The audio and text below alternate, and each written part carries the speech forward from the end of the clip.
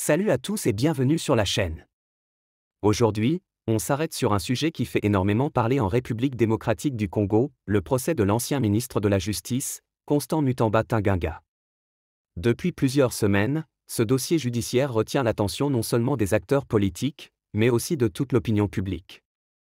Et pour cause, il s'agit d'un procès sensible, qui touche à la gestion des finances publiques et à l'intégrité de ceux qui ont exercé de hautes fonctions dans le pays. Alors que beaucoup s'attendaient à ce que la Cour de cassation rende enfin son verdict cette semaine, coup de théâtre, l'annonce est tombée le 29 août, le prononcé est encore une fois repoussé. C'est désormais au mardi 2 septembre 2025 que tout devrait se jouer.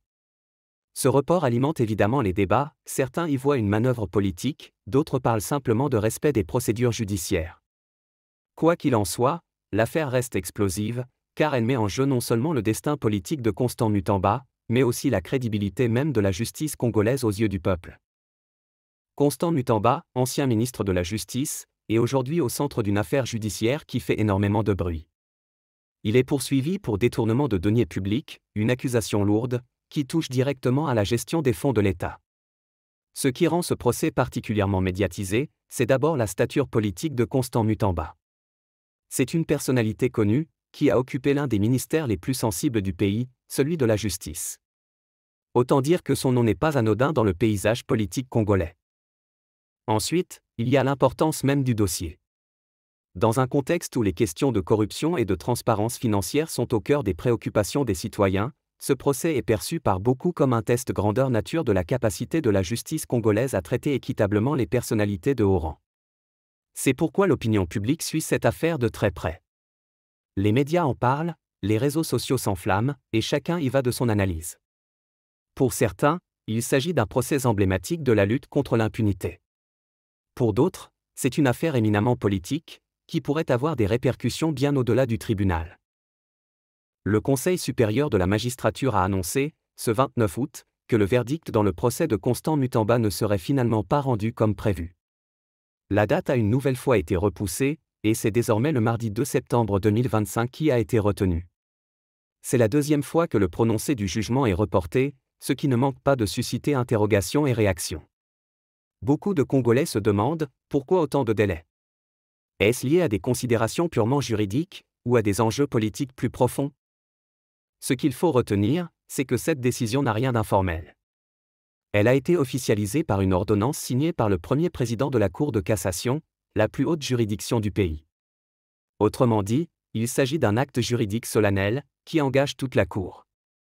En attendant, ce report prolonge le suspense autour de l'affaire et entretient une certaine tension, car l'opinion publique s'impatiente et veut savoir si l'ancien ministre de la Justice sera reconnu coupable ou non. Le 67 à 71 de la loi organique portant organisation et fonctionnement de la Cour constitutionnelle, celle-ci note que les prescrits de l'article 161 alinéa 4 de la Constitution ont été affirmés dans les instruments qui régissent la Cour de cassation et le Conseil d'État. La Cour relève, s'agissant de la Cour de cassation, que l'article 29 de la loi organique numéro 13/010 du 19 février 2013 relative à la procédure devant la Cour de cassation dispose: les arrêts de la Cour de cassation ne sont susceptibles d'aucun recours sous réserve de l'article 161 alinéa 4 de la Constitution. Toutefois, à la requête de partie ou du procureur général, la Cour peut rectifier les erreurs matérielles de ces arrêts ou en donner interprétation les parties entendues. Le Conseil supérieur de la magistrature a publié un communiqué dans lequel il insiste sur le fait que cette affaire doit être traitée comme toutes les autres. Autrement dit, il n'y a aucune raison qu'elle bénéficie d'un traitement particulier, malgré la personnalité de l'ancien ministre concerné. Toutefois, l'institution déplore fortement les pressions qui s'exercent de l'extérieur. On parle ici de campagnes lancées sur les réseaux sociaux, de messages partagés massivement, de vidéos virales et même de manifestations organisées par des partisans de l'ancien responsable politique. Face à cette situation, le Conseil tient à rappeler un point essentiel: la justice doit rester indépendante et ne pas céder à la pression de la rue ou de l'opinion publique. C'est pourquoi il met en garde tous ceux qui envisageraient de se rassembler devant la Cour le jour du verdict. Selon le communiqué, de tels attroupements pourraient être considérés comme une tentative d'influence sur le travail des juges, et donc mener directement à des poursuites pénales. En clair, Le message du Conseil supérieur de la magistrature est ferme, la justice suit son cours, et toute tentative d'ingérence ou de perturbation ne fera qu'exposer ses auteurs à de nouvelles sanctions. Le verdict dans l'affaire Constant Mutamba est désormais attendu pour le 2 septembre 2025. Une date qui s'annonce décisive, non seulement pour l'avenir politique de Constant Mutamba, mais aussi pour l'image de la justice congolaise. Beaucoup d'observateurs se demandent, ce report traduit-il une volonté de la justice de travailler en toute indépendance et de bien examiner le dossier? Ou, au contraire, est-ce le signe de pression politique qui viendrait influencer le processus? Ce report soulève donc plusieurs questions. Est-ce un gage de sérieux et de transparence?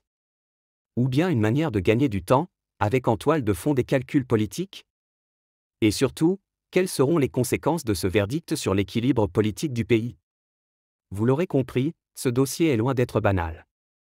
Il met à l'épreuve la crédibilité de la justice congolaise et pourrait avoir des répercussions bien au-delà de la personne de Constant Mutamba. Du Conseil d'État ne sont susceptibles d'aucun recours. Toutefois, le Conseil d'État peut, à la requête des parties ou du procureur général, rectifier les erreurs matérielles de ces arrêts ou en donner interprétation les parties entendues.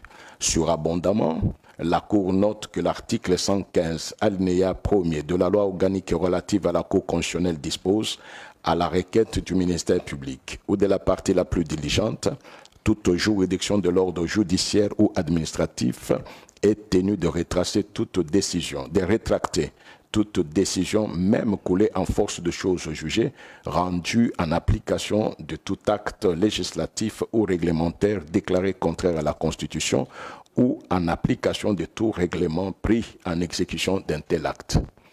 Pour la Cour, au vu de ce qui précède, le caractère définitif et la portée absolue de l'autorité attachée aux arrêts rendus par la Cour de cassation et le Conseil d'État n'opèrent qu'à l'égard de toutes les juridictions de leurs ordres respectifs en ce qu'ils sont pourvus de voies de recours et partant révocables et tangibles. Alors, qu'en pensez-vous?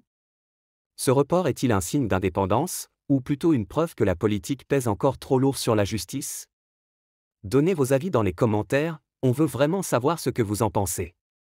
Et bien sûr, n'oubliez pas de liker, partager et vous abonner pour ne rien rater des prochaines actus sur cette affaire et bien d'autres sujets brûlants de l'actualité congolaise.